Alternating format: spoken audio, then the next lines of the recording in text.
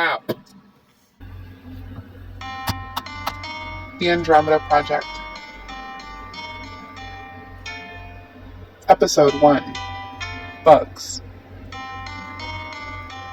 Guy is 30-something and a writer for several local magazines, plus one popular webzine, The It. He is also a musician that gigs in the local bars and clubs, enough to sustain his beach bungalow, his couch surfing friends, and his anti-establishment lifestyle. He has a colorful beard that is slightly unkempt, but makes up for this with dress shirts and nice jeans or suit jackets. He could blend in with the crowd if needed, but rarely is Guy easily herded into any one profile. Guy is sitting at his desk at home in front of his computer. He's typing the It zine article he's working on. Superfluous, intelligent,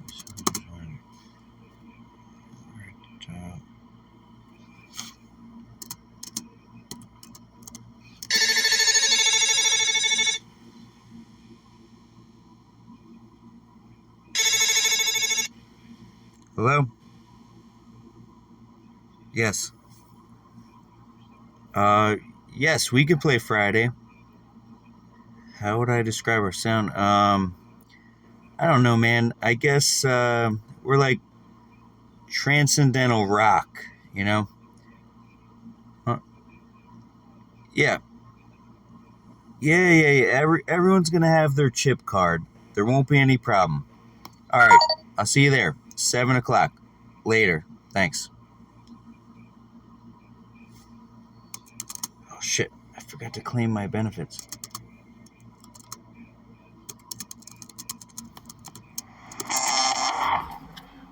Guy's screen flashes red as the facial recognition app is initiated.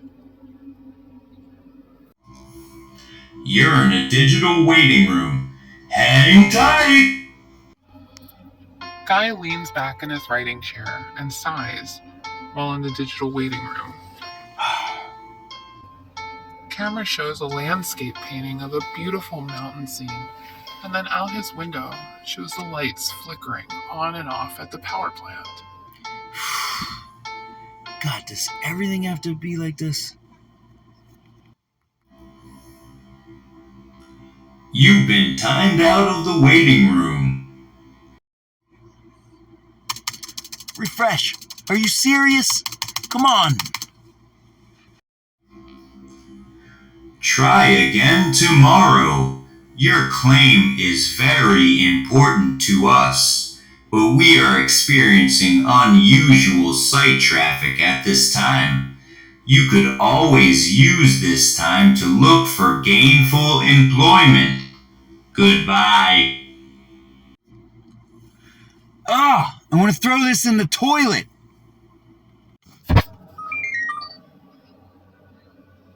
On the way from an interview for a new gig, Guy is driving along the bay and the ocean on a lesser-known highway in his seashore environment. Monarch butterflies floating over the ocean, up and over his Jeep, attaching themselves to milkweed. He's listening to Jimi Hendrix' Electric Ladyland. He then sees a lady on the side of the road, seemingly interacting with the hundreds of butterflies by bending over here, peering into a small container there, and then repeating. She looked either like a scientist or a dehydrated woman with sun poisoning, thus experiencing mild confusion. Either way, there were a lot of cars zooming past her, smacking into those butterflies, so Guy decides to pull over and make sure she's alright. Guy pulls over, turns down the music, and puts on his hazards. He rolls down his window and says, Hey there. You alright? She has a large sun hat and sunglasses, orangey, dirty blonde, ocean-crisped, salty hair, looks up smiling. sort of laughing silently at herself, and says, Oh, yeah, I'm fine, thanks. But these guys aren't doing so well. She holds her hand out with a butterfly in it laying sideways, lifeless. So what are you doing, collecting them or something? Well, not exactly. At first I was actually collecting them, but I just saw them all laying on the ground getting smashed by all the cars zooming past. And, there's like hundreds of them all over the asphalt, but later on I realized they're not all dead. Hey, do you have a minute? Yeah, sure.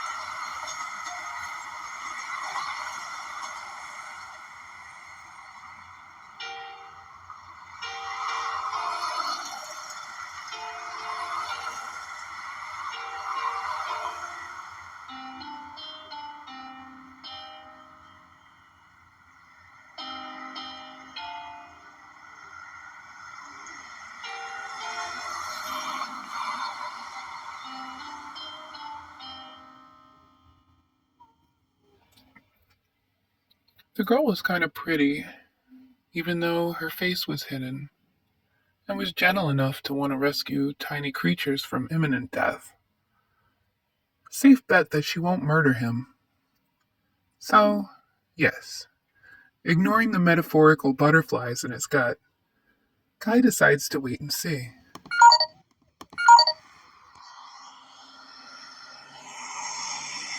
The lady breathes onto the butterfly and gently moves her palm, without touching anything with her fingers, shielding it from the breeze. I heard as a kid you're not supposed to touch their wings.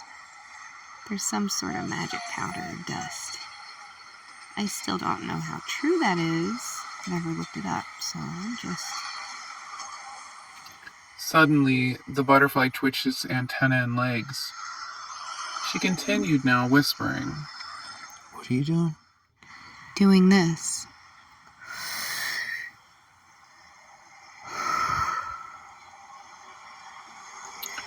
She extended her palm and fingers, tightening the muscles, and breathed 2 more gentle breaths.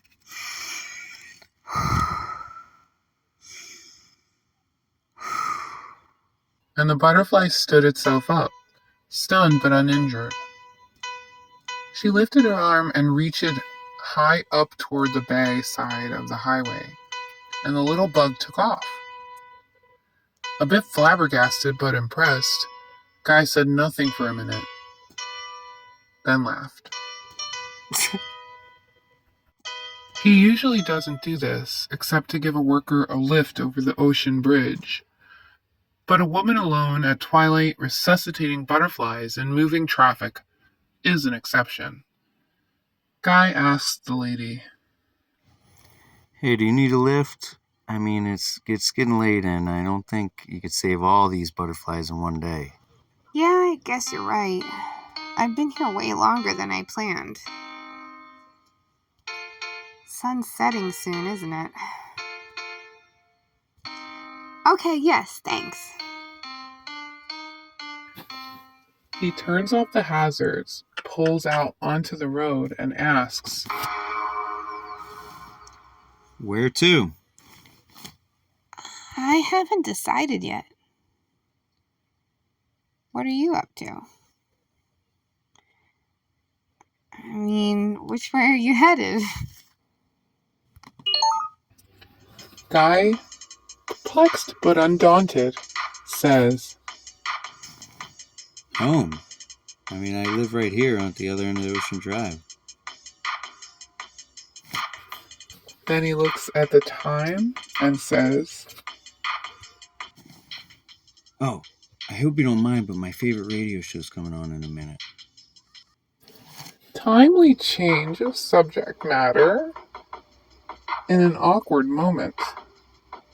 Gaia thinks to herself. She says, No problem. and puts away her earbuds.